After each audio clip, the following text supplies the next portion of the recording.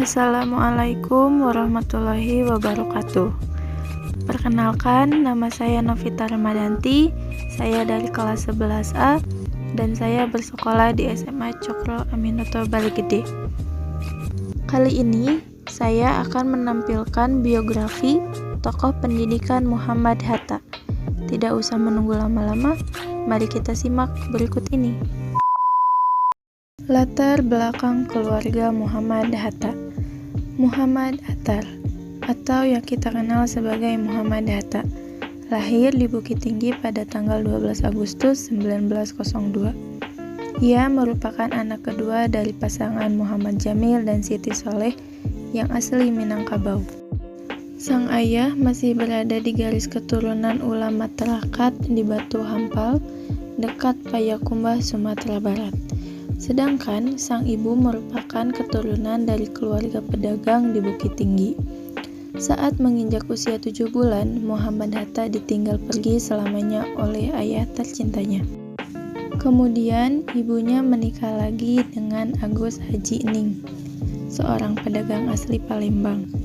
Pernikahan mereka dikaruniai 4 orang anak perempuan. Keluarga Muhammad Hatta merupakan keluarga yang cukup terpandang. Kakek dari ibunya merupakan pedagang sukses yang terkenal sampai ke Belanda.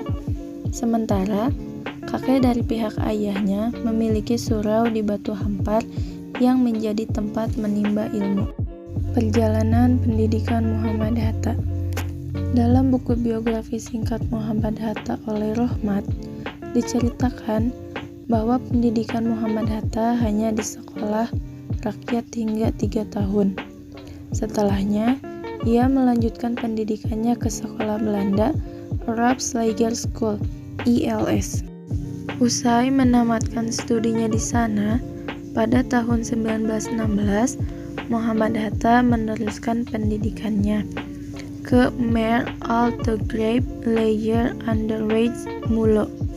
3 tahun menuntut ilmu di sekolah tersebut, Muhammad Hatta pergi merantau ke Jakarta untuk bersekolah di Sekolah Pedagang Prince Hendrik School. Di sana, beliau mendalami ilmu ekonomi dan perdagangan yang terus diaplikasikannya hingga masa tuanya. Merasa tak cukup, Muhammad Hatta mengajukan permohonan beasiswa kepada pemerintah untuk memberangkatkannya ke sekolah Belanda. Namun, karena terlambat mengajukan, Muhammad Hatta hanya diberi beasiswa oleh Yayasan Van Deventer, sehingga ia pun berhasil pergi untuk belajar ilmu bisnis di Nederland Handel School, Belanda. Muhammad Hatta dan Perhimpunan Indonesia. Di Belanda, Muhammad Hatta sangat aktif sebagai anggota Indisch Vereniging, organisasi mahasiswa-mahasiswa di negara Belanda yang kemudian berganti nama menjadi Perhimpunan Indonesia. Bersama rekannya, Muhammad Hatta memperjuangkan hak pendidikan rakyat Indonesia yang masih terbelakang. Banyak sekali ide Muhammad Hatta yang diterapkan dalam organisasi tersebut. Beliau merupakan salah satu sosok yang amat dikagumi oleh anggota Perhimpunan Indonesia karena kecerdasannya. Berkat kemampuannya tersebut, Muhammad Hatta terpilih menjadi Ketua Perhimpunan Indonesia pada tahun 1926 dan berhasil membawa organisasi tersebut lebih maju hingga diakui sebagai garda terdepan dalam pergerakan kebangsaan Indonesia di Eropa. Muhammad Hatta ditangkap kolonial Belanda. Salah satu dampak perannya dalam organisasi membuat Muhammad Hatta ditangkap oleh pemerintah kolonial Belanda. Namun, pada akhirnya dibebaskan karena Muhammad Hatta melakukan pidato pembelaannya yang terkenal, Indonesia Free, Indonesia Merdeka. Sepulangnya ke Indonesia pada tahun 1923, Muhammad Hatta bergabung dengan organisasi Klub Pendidikan Nasional Indonesia yang bertujuan meningkatkan kesadaran politik rakyat Indonesia dengan menggelar berbagai pelatihan, perjuangan, dan kegiatan yang dilalui Muhammad Hatta. Pada awal Agustus 1945, Muhammad Hatta dipercaya sebagai Wakil Ketua Panitia Persiapan Kemerdekaan Indonesia. Beliau bersama Soekarno memainkan peran sentral dalam perjuangan kemerdekaan Indonesia dari penjajahan Belanda dan Jepang. Dan pada saat itu pula, Muhammad Hatta merumuskan teks proklamasi Indonesia yang berbunyi, Proklamasi kami, bangsa Indonesia, dengan ini menyatakan kemerdekaan Indonesia.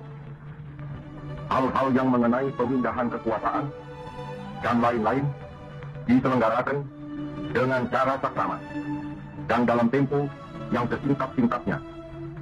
Jakarta, 17 Agustus 1945, atas nama bangsa Indonesia, Soekarno, Hatta.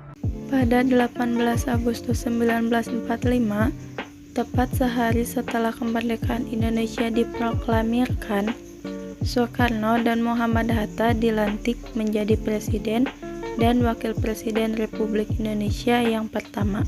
Tidak hanya itu, Muhammad Hatta juga sempat merangkap sebagai Perdana Menteri dan Menteri Pertahanan sejak Januari 1948 hingga Desember 1949. Muhammad Hatta juga pernah merangkap sebagai Menteri Luar Negeri dalam Kabinet Republik Indonesia Serikat sejak Desember 1949 hingga Agustus 1950. Muhammad Hatta dengan nama asli Muhammad Attar dijuluki sebagai Bapak Koperasi Indonesia karena dia adalah sosok orang yang telah berjasa dalam memajukan koperasi Indonesia. Meninggalnya Muhammad Hatta. Muhammad Hatta wafat pada tanggal 14 Maret 1980 pada pukul 18.56 di Rumah Sakit Cipto Mangunkusumo, Jakarta Selatan. Ia dirawat di sana selama 11 hari. Selama hidupnya, Muhammad Hatta telah dirawat di rumah sakit sebanyak 6 kali. Pada tahun 1963, 1967, 1971, 1976, 1979, dan terakhir pada tanggal 3 Maret 1980. Keesokan harinya, jenazah Muhammad Hatta disemayamkan di kediamannya di Jalan Ponegoro 57, Jakarta, dan dikuburkan di TPU Tanah Kusir, Jakarta. Disambut dengan upacara kenegaraan yang dipimpin secara langsung oleh Wakil Presiden yang pada saat itu adalah Adam Malik. Dia ditetapkan sebagai pahlawan proklamator pada tahun 1986 oleh pemerintahan Soekarno. Namanya bersanding dengan Soekarno sebagai Dwi Tunggal. Namanya disematkan pada Bandar Udara Soekarno-Hatta. Di Belanda, namanya diabadikan sebagai nama jalan di kawasan perumahan Zuiderpolder, Haarlem. Mungkin dicukupkan sekian dari saya. Wassalamualaikum warahmatullahi wabarakatuh.